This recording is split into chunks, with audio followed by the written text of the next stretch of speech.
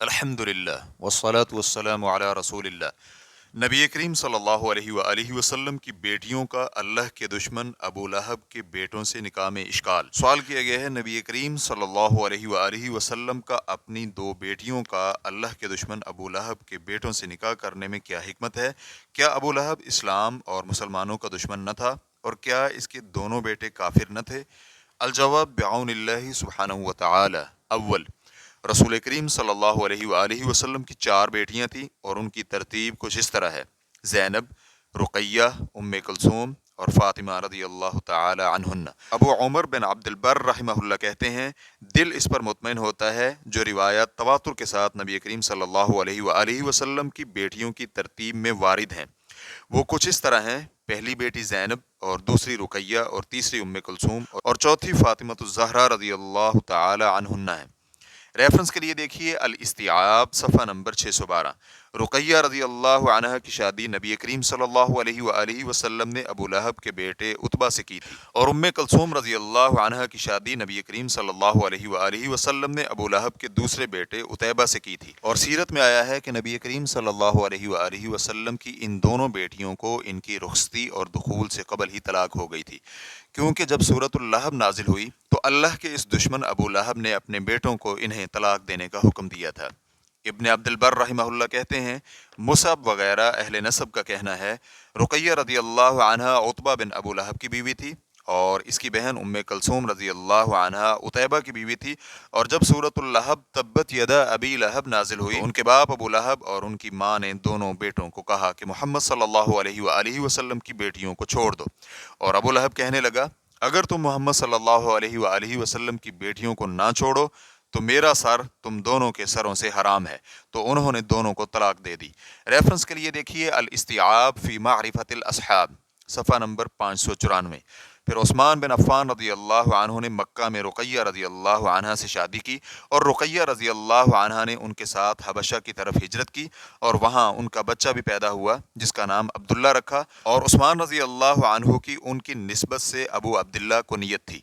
اور جب رسول کریم صلی اللہ علیہ وآلہ وسلم ہجرت کے پہلے سال بدر جانے لگے تو ان کی بیٹی رقیہ بیمار تھیں، اس لیے جناب عثمان رضی اللہ عنہ نبی کریم صلی اللہ علیہ وآلہ وسلم کے حکم سے پیچھے رہے، اور اس سال ہی رقیہ کی اسی بیماری کی وجہ سے وفات ہو گئی۔ اور پھر نبی علیہ الصلوۃ والسلام نے عثمان رضی اللہ عنہ سے ام کلثوم رضی اللہ عنہ کی شادی کی، اور ان کا نکاح 3 ہجری ربیع الاول کے مہینے میں ہوا، اور ان کی رخصتی جمادی الاخرہ میں اسی سال ہوئی، اور ان سے کوئی اولاد نہیں تھی۔ یہ 9 ہجری میں فوت ہوئیں، اور رسول اللہ صلی اللہ علیہ وآلہ وسلم نے ان کی نماز جنازہ پڑھائی۔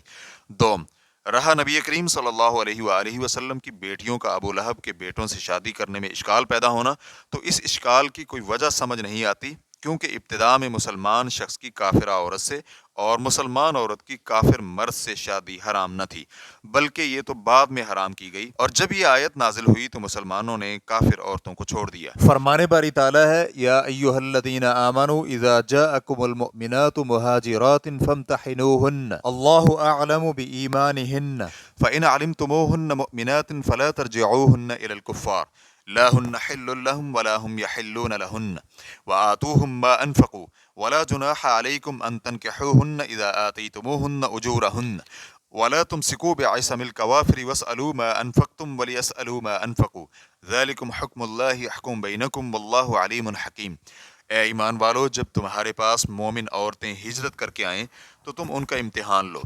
دراصل ان کے ایمان کو بخوبی جاننے والا تو اللہ ہی ہے، لیکن اگر وہ تمہیں ایمان والیاں معلوم ہو تو اب تم انہیں کافروں کی طرف واپس نہ کرو، یہ ان کے لیے حلال نہیں اور نہ ہی وہ ان کے لیے حلال ہیں، اور جو خرچ ان کافروں کا ہوا ہے وہ انہیں ادا کر دو۔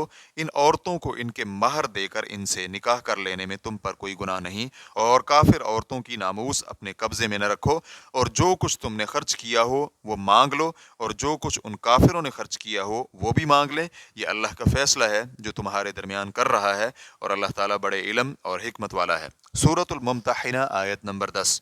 اور اصل میں کافر عورتوں سے نکاح کی ابتداء کی حرمت اس فرمان باری تعالیٰ میں پائی جاتی ہے وَلَا تَنْكِحُوا الْمُشْرِكَاتِ حَتَّى يُؤْمِنَّ، اور تم مشرک عورتوں سے اس وقت تک نکاح مت کرو جب تک وہ مومن نہ ہو جائیں۔ سورۃ البقرہ آیت نمبر 221۔ ان کے لیے کافر عورتوں میں سے صرف اہل کتاب میں سے یہودی اور عیسائی عورتیں ہی مباح کی ہیں، اور یہ اباحت بعد میں اس فرمان باری تعالیٰ میں بیان ہوئی، الیوم احل لکم الطیبات وطعام الذین اوتوا الکتاب حل لکم وطعامکم حل لهم والمحصنات من المؤمنات والمحصنات من الذین اوتوا الکتاب من قبلکم اذا آتیتموہن اجورہن محسنین غیر مسافحین ولا متخذی اخدان ومن یکفر بالایمان فقد حبط عمله وهو فی الآخرة من الخاسرین۔ سب پاکیزہ چیزیں آج تمہارے لیے حلال کی گئیں، اور اہل کتاب کا ذبیحہ تمہارے لیے حلال ہے، اور تمہارا ذبیحہ ان کے لیے حلال ہے، اور پاک دامن مسلمان عورتیں اور جو تم سے پہلے کتاب دیے گئے ہیں ان کی پاک دامن عورتیں بھی حلال ہیں، جبکہ تم ان کے مہر ادا کر دو، اور اسی طرح ان سے باقاعدہ نکاح کرو، یہ نہیں کہ اعلانیہ زنا کرو یا پھر پوشیدہ بدکاری کرو۔ منکرین ایمان کے اعمال ضائع اور عکارت ہیں، اور آخرت میں وہ خسارہ پانے والوں میں سے ہیں۔ سورۃ المائدہ آیت نمبر 5۔ علامہ قرطبی رحمہ اللہ کہتے ہیں، کفار مرد مسلمان عورتوں سے اور مسلمان مرد مشرک عورتوں سے شادی کیا کرتے تھے، پھر اس آیت سے اسے منسوخ کر دیا گیا۔ چنانچہ عمر بن خطاب رضی اللہ عنہ نے اس وقت 2 مشرک عورتوں کو مکہ میں طلاق دے دی۔ ان میں سے ایک ابو امیہ کی بیٹی قریبہ تھی، جس سے معاویہ بن ابی سفیان نے نکاح کر لیا، اور یہ دونوں مشرک تھے، اور دوسری عمر الخزاعی کی بیٹی کلثوم تھی، عبداللہ بن المغیرہ، اور اس سے ابو جہم بن حذافہ نے شادی کر لی، اور یہ دونوں بھی مشرک تھے۔ ریفرنس کے لیے دیکھیے تفسیر ابن کثیر جلد نمبر 18 صفحہ نمبر 65۔ خلاصہ کلام یہ ہوا، نمبر 1، مسلمان کی کافر عورت اور مسلمان عورت کی کافر مرد سے ابتدائی اسلام میں شادی کرنا مباح تھا۔ نمبر 2، نبی کریم صلی اللہ علیہ وآلہ وسلم نے ابو لہب کے بیٹوں سے اپنی بیٹیوں کی شادی دعوت دین کے ابتدائی ایام میں کی تھی۔ نمبر 3، جب رسول کریم صلی اللہ علیہ وآلہ وسلم نے دعوت کا اعلان کیا تو ابو لہب کو غصہ آیا، اور اس نے نبی کریم صلی اللہ علیہ وآلہ وسلم کی توہین کی اور ان سے دشمنی کا اعلان کر دیا، تو اللہ عز و جل نے ابو لہب اور اس کی بیوی کے متعلق سورۃ اللہب نازل فرمائی، تبت یدا ابی لہب وتب۔ چنانچہ ابو لہب اور ام جمیل نے اپنے بیٹوں سے کہا کہ نبی کریم صلی اللہ علیہ وآلہ وسلم کی بیٹیوں کو طلاق دے دو۔ نمبر 4، طلاق رخصتی اور دخول سے قبل ہوئی، جس میں ابو لہب کا غضب اور نبی کریم صلی اللہ علیہ وآلہ وسلم کی عزت تھی۔ نمبر 5، نبی کریم صلی اللہ علیہ وآلہ وسلم کی بیٹی زینب رضی اللہ عنہا ابو العاص کے ساتھ تھی، اور ابو العاص کے کفر کی بنا پر نبی کریم صلی اللہ علیہ وآلہ وسلم نے دونوں میں علیحدگی کروا دی تھی۔ پھر جب وہ اسلام لائے تو نبی کریم صلی اللہ علیہ وآلہ وسلم نے ان کی بیوی کو واپس کر دیا۔ نمبر 6، کافر عورتوں سے اور کافر مردوں سے شادی کرنا ایک عام امر تھا، وہاں کوئی ایسی نص نہ تھی جو اس سے منع کرتی۔ جس کو اس کا علم ہے اس کے ہاں اس میں کوئی اشکال نہیں۔ واللہ تعالی اعلم۔